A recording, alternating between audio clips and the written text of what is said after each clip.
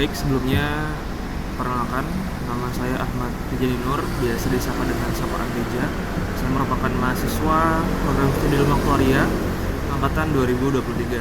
Pada kesempatan kali ini, saya ingin menyampaikan keberlanjutan daripada seleksi untuk asisten mata kuliah Matematika 1 untuk beberapa bagian yang harus dilaksanakan, yaitu tes kemampuan akademik dan juga pedagogik begitu. Dari bagian A sendiri, yaitu adalah analisis kesalahan yang diberikan pada soal. Berdasarkan studi kasus, ada beberapa hal yang memang dianalisis dari seorang mahasiswa begitu. Yang pertama itu adalah pernyataan untuk fx sama dengan gx untuk semua nilai x-nya. Dan saya bisa katakan itu adalah hal yang salah begitu ya. Kenapa?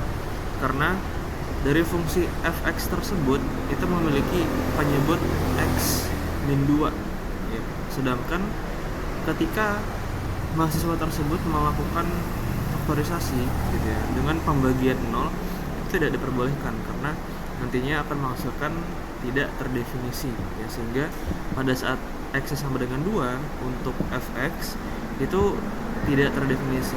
Sedangkan untuk nilai daripada fungsi dx, yaitu adalah x plus 2, memang terdefinisi. Hasilnya adalah ketika x sama dengan 2 pada gx itu menghasilkan 2 plus 2 dengan nilai adalah 4. Dan pernyataan saat itu tidak semua nilai x begitu ya. Jadi untuk x sama dengan 2 tidak memiliki persamaan.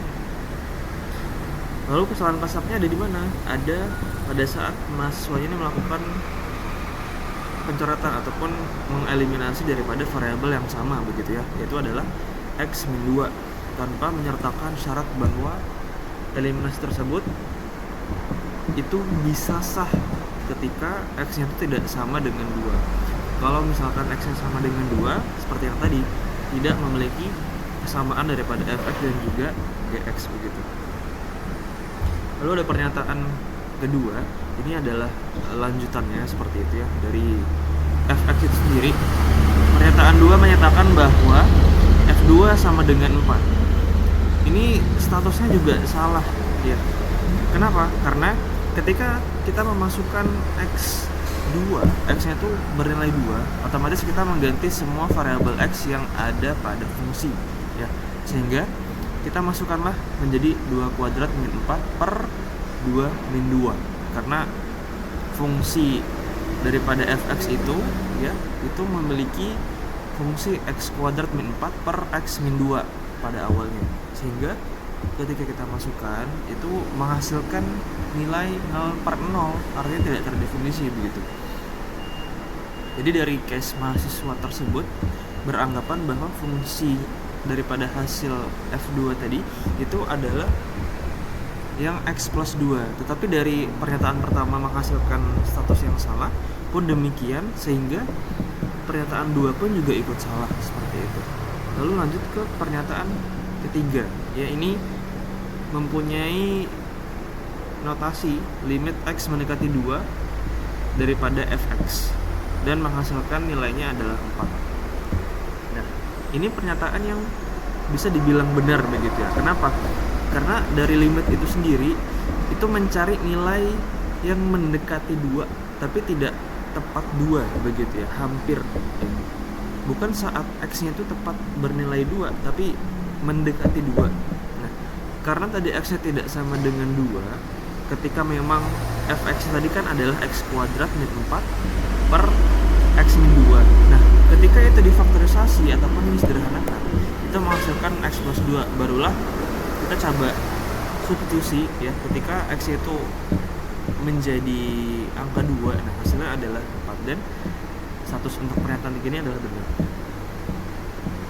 Karena kesimpulannya benar, dari mahasiswa tersebut memiliki risiko untuk menyimpulkan suatu hal yang kebetulan ya, sehingga asumsi yang salah tadi itu dari pernyataan yang kedua begitu. Lalu ada di pernyataan keempat, fungsi daripada fx itu kontinu di x sama dengan 2. Ini statusnya salah ya, karena untuk daripada syarat continue itu ketika X sama dengan C ya, itu haruslah FC-nya terdefinisi. Untuk konteks ini adalah F2-nya, sedangkan F2-nya tidak terdefinisi begitu.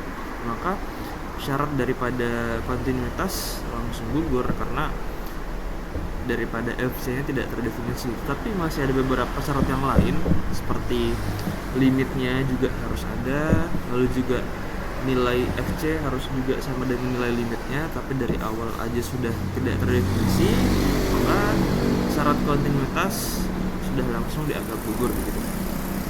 Jadi kesalahan konsep daripada mahasiswa tersebut itu adalah kegagalan memahami definisi dan syarat wajibnya. Lalu untuk bagian B-nya, penyelesaian yang benar seperti apa begitu ya? Penyelesaian yang benarnya. Jadi dari hubungan antara fx dan gx-nya itu memang memiliki nilai yang sama persis untuk di semua titik kecuali di x sama dengan 2. Kenapa? Karena yang tadi yang sudah disebutkan bahwa ketika x sama dengan 2 pada fungsi fx itu akan menghasilkan nilai yang tidak terdefinisi. Sehingga kalau misalkan digambar itu nanti memiliki sebuah lubang begitu ya. Jadi tidak di semua titik begitu untuk fx-nya sama dengan gx. Lalu untuk domain fungsi daripada fx dan gx gitu ya, kita bisa tuliskan domain daripada fx ya, kita bisa notasikan df sebagai domain fungsi, x elemen bilangan real ya, dan juga x-nya tidak sama dengan 2. Ya, ini merupakan syarat yang memang harus disertakan begitu ya. Lalu untuk domain gx-nya kita bisa notasikan sebagai dg, itu daripada x sama x elemen bilangan real begitu ya. Lalu untuk nilai F2-nya ya, karena memang tadi nilainya tidak terdefinisi, maka untuk F2 ini memang nilainya tidak terdefinisi ketika memang kita masukkan ataupun kita mengganti ya daripada X yang menjadi angka 2 begitu ya. Jadi nilainya tidak terdefinisi.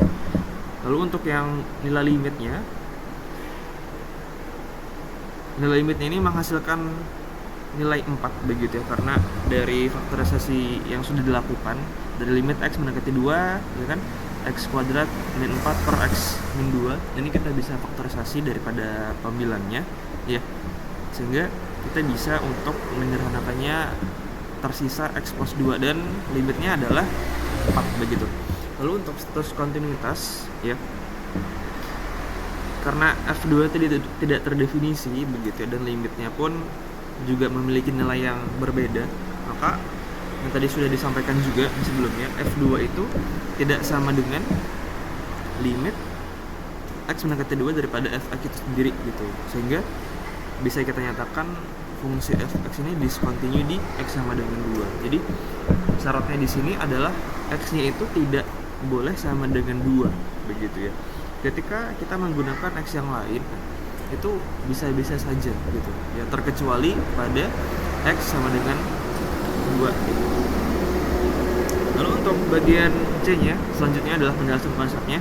Ketika memang rumusnya itu ada yang diindikasikan sama tapi belum tentu fungsinya itu sama gitu, rumusnya itu sama tapi belum tentu fungsinya sama. Nah ini gimana nih gitu, ibaratnya tuh ada sebuah mesin begitu ya, ya mesin, terus ada domainnya tuh sebagai bahan baku lah gitu ya.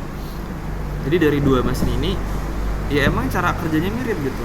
Misalnya adalah mesin pembuat adonan gitu ya, muter-muter begitu ya, dua mesin untuk adonan, membuat adonan biar kalis gitu. Itu kan cara kerjanya sama tuh ya, muter-muter. Tapi kalau misalnya kita kasih bahan baku yang berbeda di dua mesin yang sama tadi, maka hasilnya pun juga akan berbeda gitu. Dari situ salah satu mesin pun akan menolak bahan baku ketika memang tidak seharusnya gitu. Bahan baku yang seharusnya untuk membuat kue ketika tidak dibuat ya akan tidak sesuai begitu ya. Sama seperti fungsi fx yang menolak angka 2 gitu. Lalu peran domainnya ini apa? Domain ini sebagai himpunan semua nilai input ya untuk dioperasikan secara matematis. Lalu ada juga perbedaan nilai fungsi, nilai limit dan juga kontinuitas. Fungsi itu titik pasti ya saat diri kita tuh berada di tepat nilai x. Kalau misalnya limit itu nilai yang hampir mendekati x ya, entah dari kiri ataupun dari sisi kanan begitu ya. Lalu kontinuitas ini adalah kondisi di mana nilai itu hampir, ya nilai hampir, dan juga nilainya itu sama persis dengan nilai sesungguhnya begitu. Kalau mungkin dianalogikan itu seperti kita nih ya mau ke kampus ITK gitu ya. Nah itu kan ada beberapa jalan, kalau misal dari kota begitu ya, titiknya adalah misal di Grand City ya, titik X itu di Grand City. Nah limitnya ini dia bisa lewat daripada MT Haryono ya, bisa juga lewat daripada Soekarno-Hatta gitu ya, dari kilometer 0 dan seterusnya gitu. Jadi limitnya tuh memang mendekati tapi tidak benar-benar sesuai dengan nilai X-nya gitu. Nah, lalu ada limit, ada meski fungsi tidak terdefinisi gitu ya. Walaupun fungsinya tadi tidak memiliki nilai tepat di titik, tapi pergerakan fungsinya kan memang ada di sekitaran titik yang tadi ya, sehingga titik hampiran ini yang menjadi nilai limit gitu. Sehingga untuk umpan balik daripada mahasiswa yang mendapatkan case yang tadi ataupun menyimpulkan hal seperti tadi, itu sebenarnya cukup baik karena sudah bisa untuk memfaktorisasi gitu ya daripada perhitungan aljabarnya. Tapi sangat disayangkan ada beberapa catatan tambahan untuk melihat bahwa ada syarat-syarat pada nilai X-nya gitu ya. Tidak hanya kita bisa memfaktorisasi, terus kita bisa membagi, mengalihkan begitu ya, tapi memang ada syarat yang memang fatal gitu ya. Kalau misal dilanggar itu akan menyebabkan kesalahan beruntun begitu. Oke, mungkin dari saya seperti itu. Mohon maaf apabila ada noise yang berlebihan dan juga penyampaian yang kurang bisa dimengerti. Itu saja yang mau saya sampaikan. Selamat pagi, siang, sore, ataupun malam.